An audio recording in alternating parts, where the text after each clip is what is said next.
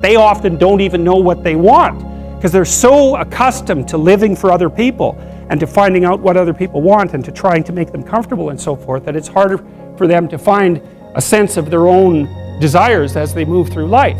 And that's not, look, there's situations where that's advantageous, but it's certainly not advantageous if you're going to try to forge yourself a career. That just doesn't work at all. And so even though on average men and women aren't that much different in terms of their levels of agreeableness by the group, if you go out and you look at the extremes, they're very different. So all of the most agreeable people are women, and all of the most disagreeable people are men. And the thing is, the extremes are often what matter rather than what's in the middle. And so one of the ways that's reflected in society, by the way, is there's way more men in prison. And the best personality predictor of being imprisoned is to be low in agreeableness. It makes you callous. Now you might think, well, what's the opposite of compassion and politeness? And the answer to that is, I think it's best sort of conceptualized as a trading game. So let's say that we're going to play repeated trading games. And if you're very agreeable, then you're going to bargain harder on my behalf than you're going to bargain on your own behalf. Whereas if you're very disagreeable, you're going to do the reverse. You're going to think, I'm in this trading game for me, and you're going to take care of your own interests. Where an agreeable person is going to say, no, at best, at worst, this has to be 50-50, but I'd like to help you every way I can. One of the things you have to be careful of if you're agreeable is not to be exploited, because you'll line up to be exploited. And I think the reason for that is because you're wired to be exploited by infants. And so that just doesn't work so well in that actual world. And one of the things that happens very often in psychotherapy, people come to psychotherapy for multiple reasons, but one of them is they often come because they're too agreeable. And so what they get is so-called assertiveness training, although it's not exactly assertiveness that's being trained. What it is the ability to learn how to negotiate on your own behalf. And one of the things I tell agreeable people, especially if they're conscientious, is say what you think. Tell the truth about what you think. There's going to be things you think that you think are nasty and harsh, and they probably are nasty and harsh, but they're also probably true. And you need to bring those up to the forefront and deliver the message. And it's not straightforward at all, because agreeable people do not like conflict. Not at all. They smooth the water. And you can see why that is in accordance with the hypothesis that I've been putting forward. You don't want conflict around infants. It's too damn dangerous. You don't want fights to break out. You don't want anything to disturb the relative peace. And if you're also more prone to being hurt physically and perhaps emotionally, you're also maybe loath to engage in the kind of high-intensity conflict that will solve problems in the short term, because it takes a lot of conflict to solve problems in the short term. And if that can spiral up to where it's dangerous, which it can if it gets uncontrolled, it might be safer in the short term to keep the waters smooth and to not delve into those situations where conflict emerges. The problem with that is it's not a very good medium to long-term strategy, right? Because lots of times there are things you have to talk about because they're not going to go away. And the advantage to having a well-socialized disagreeable person is that they really don't let much get in their way. So if you can get a kid who's disagreeable socialized, that person can be quite the creature, because they're very forward-moving in their nature and very difficult to stop. But if you don't get them successfully domesticated, tamed, roughly speaking, by the time they're 4, their peers reject them.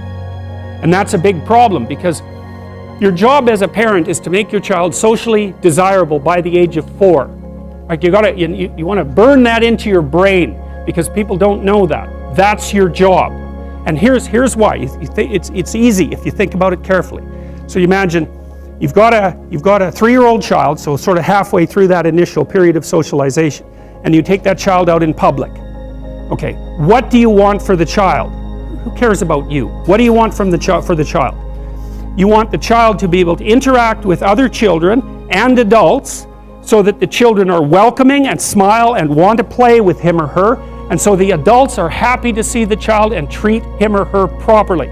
And if your child's a horrible little monster because you're afraid of disciplining them or you don't know how to do that properly, then what they're going to do is they're going to experience nothing but rejection from other children and false smiles from other parents and adults. And so then you're throwing the child out there into a world where every single face that they see is either hostile or lying. And that's not something that's going to be particularly conducive to the mental health or the well-being of your child. If your child can learn a couple simple rules of behavior, like don't interrupt adults when they're talking too much and pay attention and try not to hit the other kids over the head with the truck any more than is absolutely necessary, then, and share and play properly, then when they meet other kids, the kids are going to try out a few little play routines on them, and that's going to go well, and then they're going to go off and socialize each other for the rest of their lives. Because that's what happens, is that from 4 years old onwards, the primary socialization with children takes place among other children. And so if the kids don't get in on that early, they don't move into that developmental spiral upwards and they're left behind. And you can imagine how terrible that is, because a 4-year-old will not play with another 4-year-old who's 2. But a 5-year-old certainly will not play with a 5-year-old who's 2, right? Because the gap is just starting to get unbelievably large.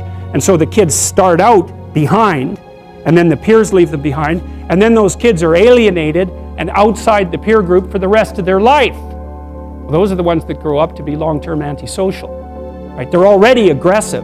It doesn't dip down. Now, what happens to normal boys, roughly speaking? Imagine the aggressive 2-year-old types. They get socialized, so their level of aggression goes down, and then they hit puberty and testosterone kicks in, and bang, levels of aggression go back up.